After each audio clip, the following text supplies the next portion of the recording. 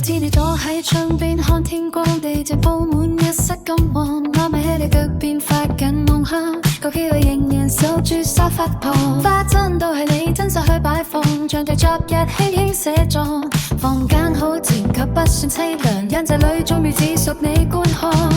無需再討好邊個眼光，無需再解釋心中所想，那些聲音才令你受創，如當風吹過已不必再藏。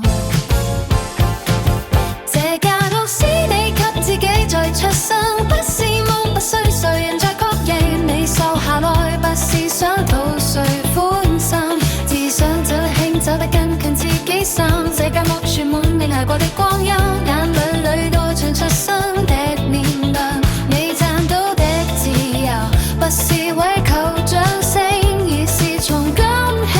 不必再問誰應允。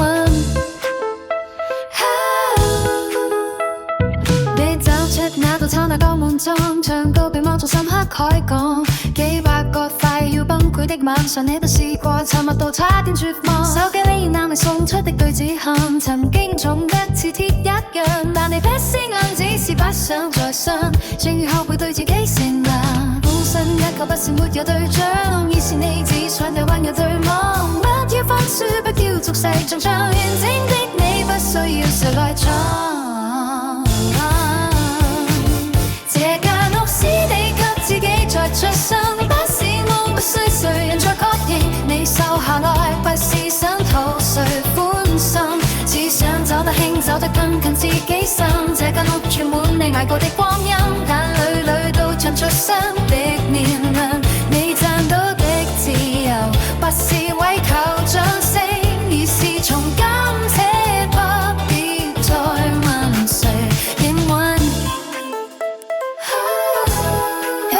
你是自己屋主也是守門人，將靈魂安放於安穩，世間太多答問太多殘忍，而你懂於我說不用再等，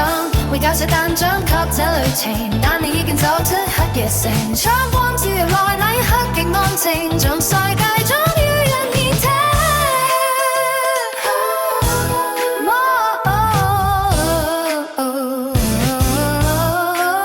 這間屋是你給自己再出生，每道窗都有衝不過的天亮，你揀一個人不是因為太冰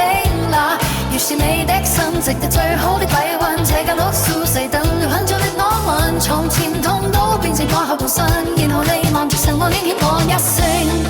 終於撐到到門可以放心，飛越過漫漫而近，哪晚睡得很穩，而你終於成為自己。